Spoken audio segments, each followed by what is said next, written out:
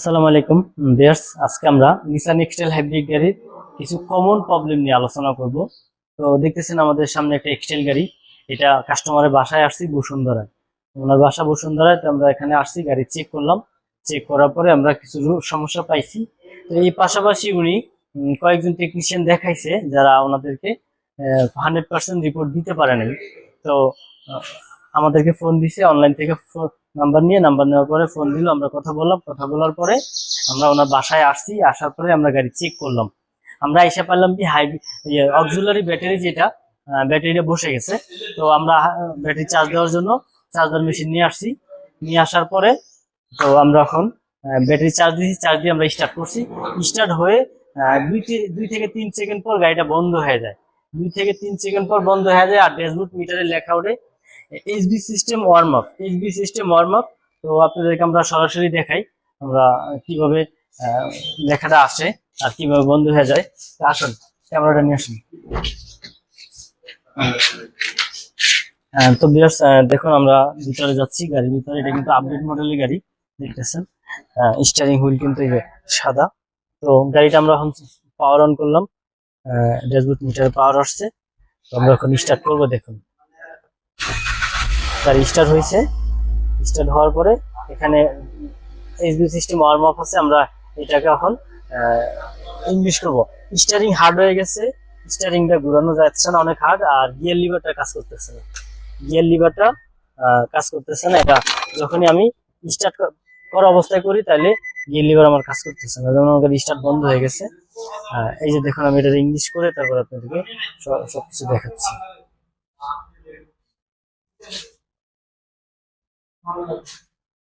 ভিডিওটা দেখুন আপনারা, পুরো ভিডিওটা, তাহলে বুঝতে পারবেন। আমি জাপান ভাষা থেকে ইংলিশ ভাষায় নিয়ে যাই, তারপরে সবকিছু দেখাচ্ছি। আমি এখন ইংলিশ করলাম। তো গাড়িটা এখন আমি কিছুক্ষণ সুইচ অফ রাখবো, অফ রাখে তারপর স্টার্ট করবো।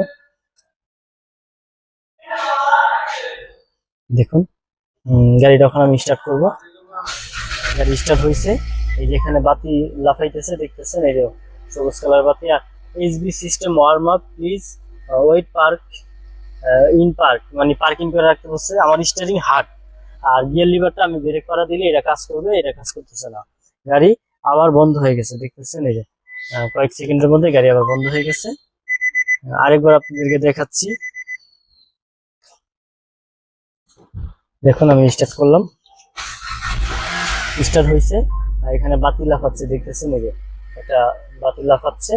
আর HB system warm up, please wait in park, দেখতেছেন। গাড়িটা এখন বন্ধ হয়ে যাবে। আর মিটার দেখতেছেন উঠে আছে, এই যে বন্ধ হয়ে গেছে অটোমেটিক।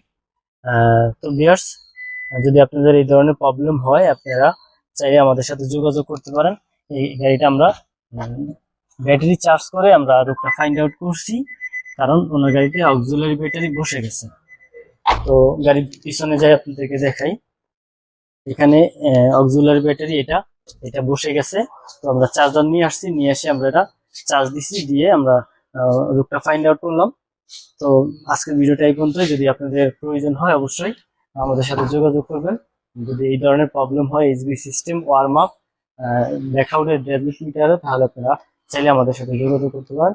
এই গাড়িটা আছে বসুন্ধরায়। আমরা এখন পিক আপ দিয়ে টেনে নিয়ে যাব আমাদের ওয়ার্কশপে, নিয়ে তারপরে আমরা কাজ করব।